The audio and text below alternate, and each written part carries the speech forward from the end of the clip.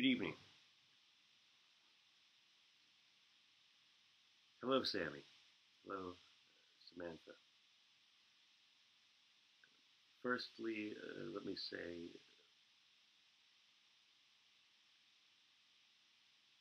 clearly, I'm in love.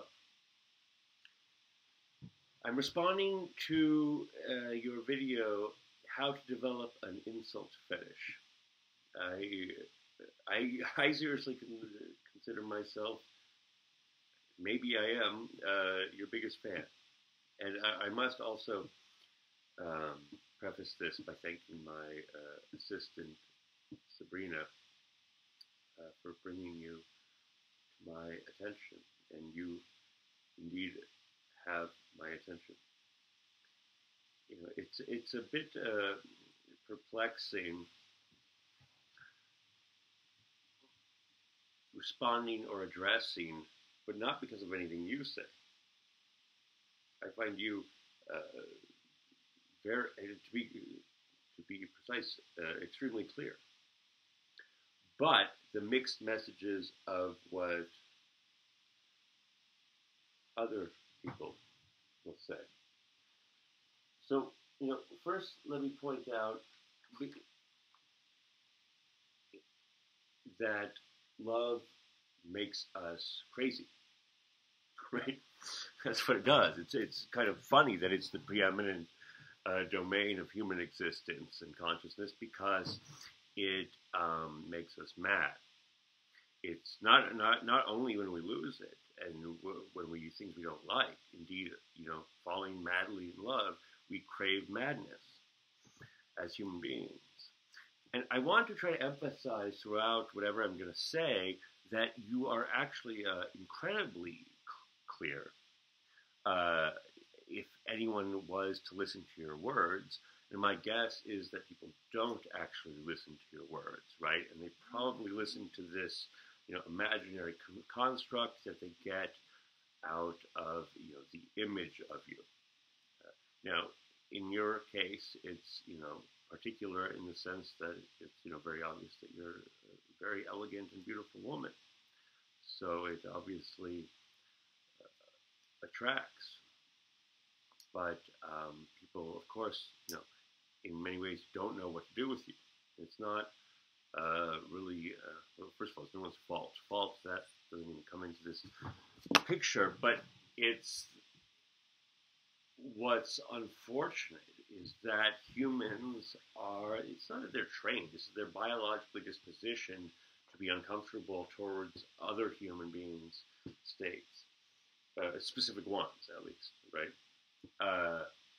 Well, no, any state is some level of comfort, discomfort, amusement, ranges from, ecstasy to humiliation, degradation, and so forth. But those who know me will know that, this is, I'm in love for a reason. I share many things with you. Indeed, the experience you're going through now.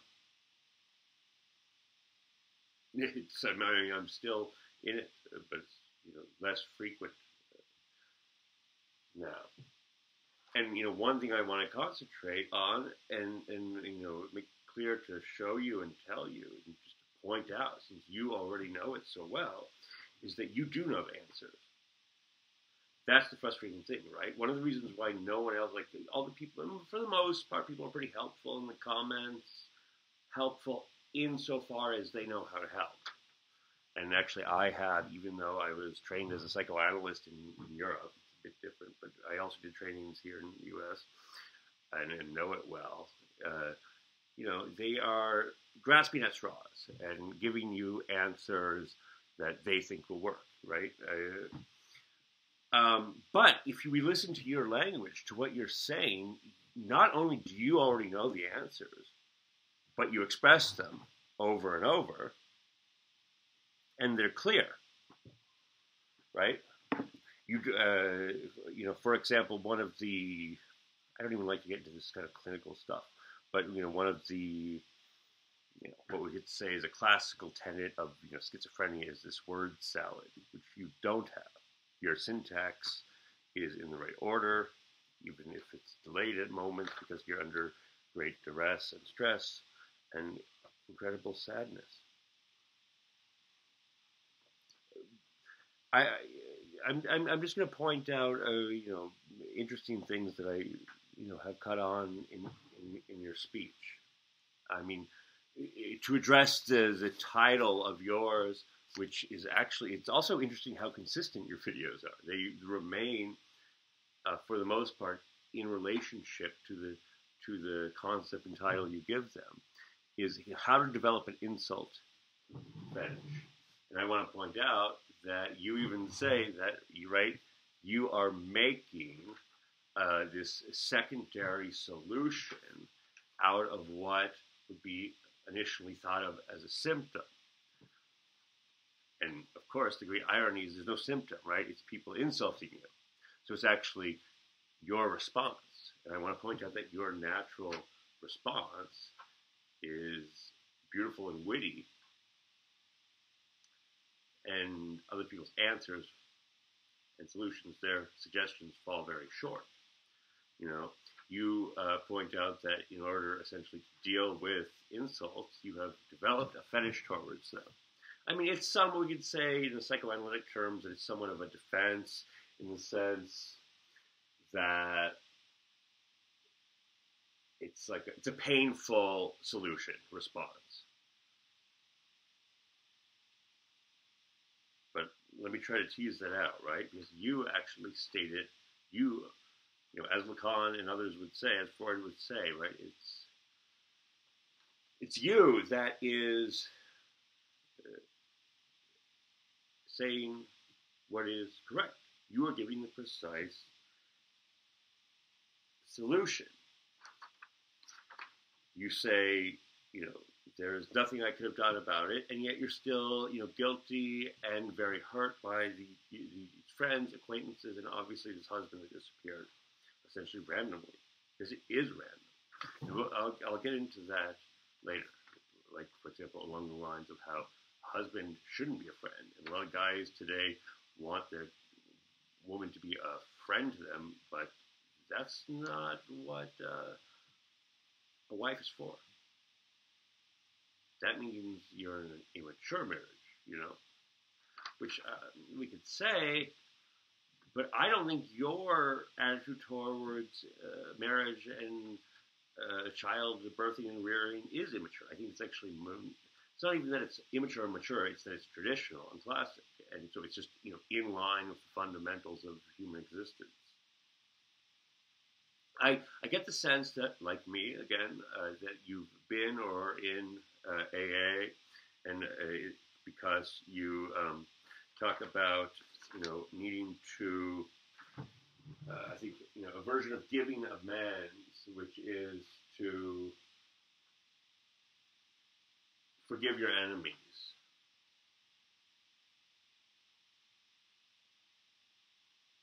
Something like that. And you make a good point, actually a very philosophically and psychologically astute point about, well, that would be much easier if there wasn't irreparable damage done, which is also interesting because that's right? It says, what all the, pre-existing conditions kind of set you up for. But then I want to point out that you correct yourself, right? This is an example of you yourself having the solution.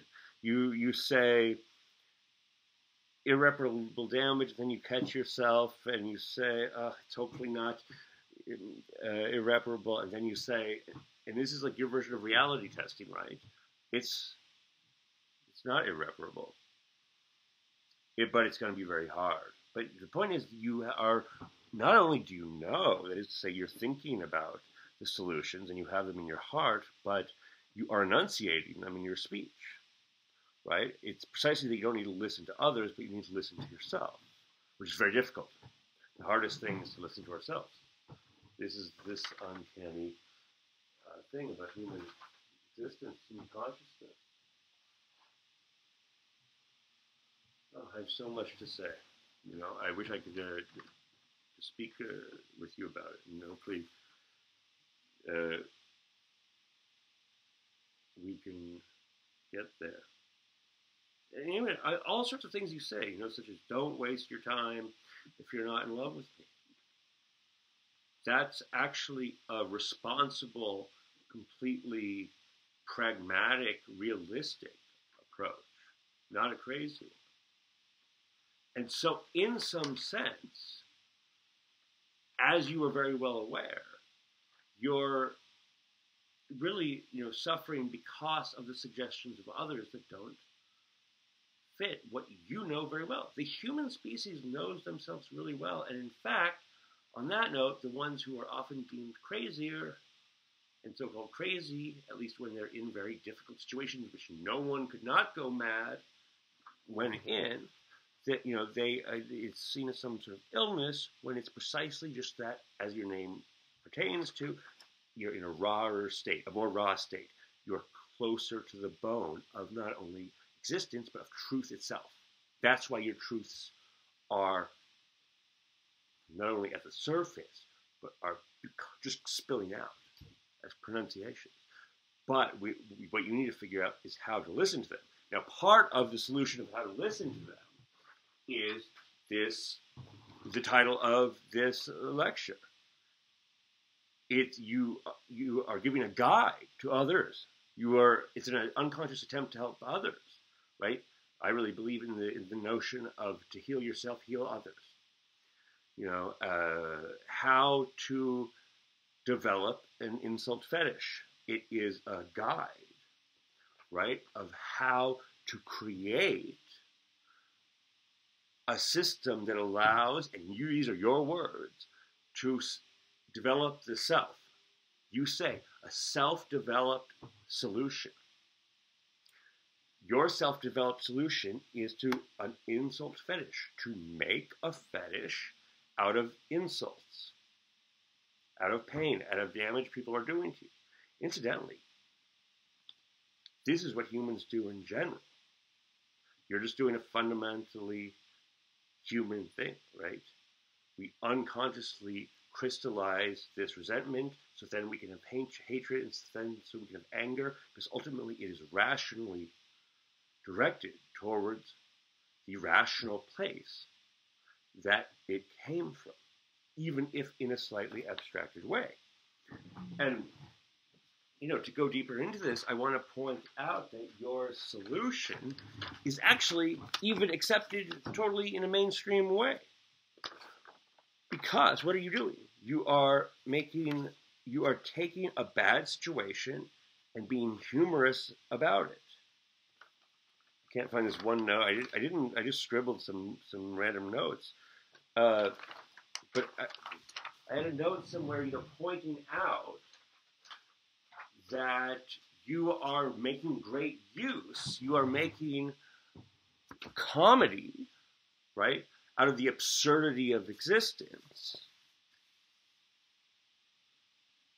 by making insults into an insult fetish, right, into something, and you say this very clearly, that is not only enjoyable, but you are correct. Even though it is indeed taboo, as you hint at, enjoyably even as a sexual nature, it's orgasmic because it leads towards ecstasy. And that is what you are after, if not something more, we could say, regal or noble than that. I'm going to read you from the book, and then I guess I'll leave it there until the next one. And I also want to know if you're okay with these. Near to the Wild Heart, by a love of mine, Clarice Lispector. Joanna's Joys. The freedom she sometimes felt. It didn't come from clear reflections, but a state that seemed to be made of perceptions too organic to be formulated as thoughts. Sometimes, at the bottom of the feeling, wavered an idea that gave her a vague awareness of its kind and color. The state she slipped into when she murmured, eternity. The thought itself took on a quality of eternity. It would magically deepen and broaden without any actual content or form, but also without dimensions. The impression that if she could remain in the feeling for a few more instants, she'd have a revelation. And that is what you are after, and you are doing. You are embracing that, Samantha. Easily, like seeing the rest of the world just by leaning from the earth toward space. Eternity wasn't just time, but something like the deeply rooted certainty that she couldn't contain it in her body because of death. The impossibility of going beyond eternity was eternity. And a feeling in absolute, almost abstract purity was also eternal. What really gave her a sense of eternity was the impossibility of knowing how many human beings would succeed her body, which would one day be far from the present with the speed of a shooting star. And that reminds me of, I think it's the video after this, one of the most beautiful, but I think other people will say one of the most heartbreaking, and I hope to help insulate you from that. This one where you are taken by the spirits of Saturn. Being on this stupid planet is not a good look for you. You're right, Sammy. And by that, I don't mean death. Your entire problem is that you live more than other humans. But your problem is how to deal with being from another planet. And I mean this very sincerely. It's funny, too. It's kind of cute. It is cute. But I am indeed probably from Jupiter, somewhere like that. In this moment, you were at least then from Saturn. And, maybe Elon Musk can help us, Mr. X today. But other than that, other than a one-way ticket to the moon, we are, not fucked at all. But it will be, tougher for us because we are near to the wild heart.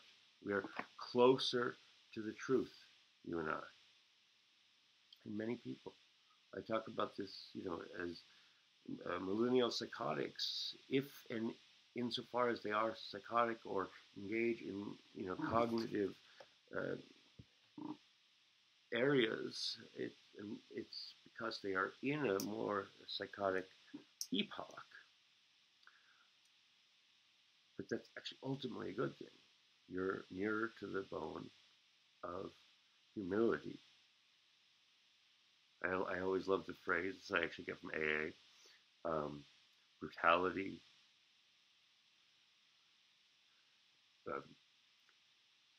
brutal honesty is only brutality without humility.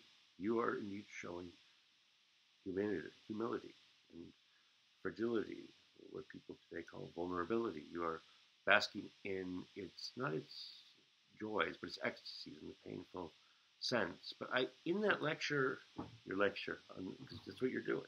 You're a scholar, we could say this, you're, waxing poetically about existence. You point out a contradiction. On one hand, you say, which is very understandable, you don't want to be on meds for which there is a side effect, sudden death. That's as rational as one can get, as pragmatic and realistic as one can get. And then I just want to point out, you also, make some suicidal ideation. And, though, incidentally, every time you make reference to suicidal ideation, you always, not only do you say it ironically, I hate to break it to you, not ironically, but not entirely sincerely, but you always then revert, right? You catch yourself and you say, actually, I wouldn't want to die. And I want to point out that it was already in your speech, right? You don't want to take medicine that might make you die. No one wants to live more than you. That is the irony, right? This is the irony with all suicidal people. But I will say this, as someone who is there with you literally. Divorce is something that makes you feel like an alien. Maybe you're not even from Saturn or Mars or Jupiter, like I think I am. Maybe you're from this planet, or maybe the moon. Anyway, That is to you.